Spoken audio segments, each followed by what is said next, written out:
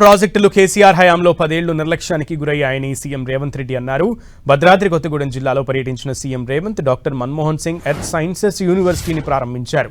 అనంతరం పలు అభివృద్ధి పనులకు శంకుస్థాపన, ప్రారంభోత్సవాలు చేశారు. బహిరంగ సభలో ప్రసంగించిన సీఎం రేవంత్ గోదావరి, కృష్ణా నీళ్లతో ఖమ్మం భూములు తడవాలని అన్నారు. ఖమ్మం జిల్లాలో ప్రాజెక్టులు పూర్తి చేస్తామని హామీ ఇచ్చారు. మంత్రులతో కలిసి పనిచేసే సర్పంచ్ లేకపోతే గ్రామాలు దెబ్బతింటాయన్న సీఎం రేవంత్ పంచాయతీ ఎన్నికల్లో అభివృద్ధి వైపు నడిపించే అభ్యర్థులనే గెలిపించాలని కోరారు.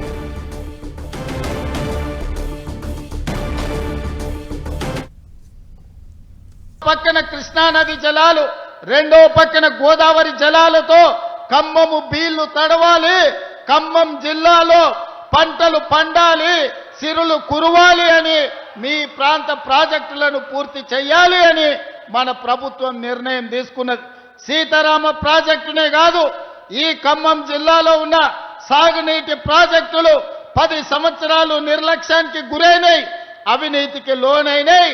కేసీఆర్ ఇంట్లో కనుక వర్షం కురిపించినాయి తప్ప ఖమ్మం బీడు పొలాల మీద నీళ్లు పారలేదు. నేను ముఖ్యమంత్రిగా ఉండొచ్చు, కానీ ఈ పాలనకు ఆయువు పట్టైన శాఖలన్నీ ఖమ్మం జిల్లాలోనే ఉన్నాయి. బట్టి విక్రమార్క గారు, తుమ్మల గారు, పొంగులేటి గారు అనుకుంటే ఈ ప్రభుత్వంలో జరగనిది ఏమీ లేదు.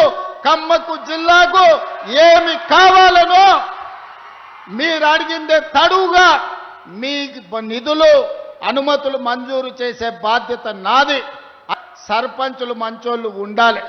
మంచోడు సర్పంచ్ లేకపోతే, మంత్రులతో కలిసి పనిచేసేటోడు మీ ఊర్లో లేకపోతే, ఆపుకో ఫుల్లుకో మందుకో ఓటేస్తే గ్రామాలు దెబ్బతింటాయి.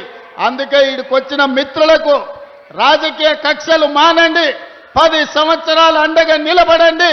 సర్పంచ్ ఎన్నికల్లో తుమ్మల గారితో, బట్టి గారితో, పొంగులేటి గారితో కలిసి రాష్ట్రాన్ని అభివృద్ధి చేసి గ్రామాలను అభివృద్ధి పదం వైపు నడిపించే వాళ్లను సర్పంచులుగా ఎన్నుకోవాల్సిందిగా మళ్ళీ వస్తా.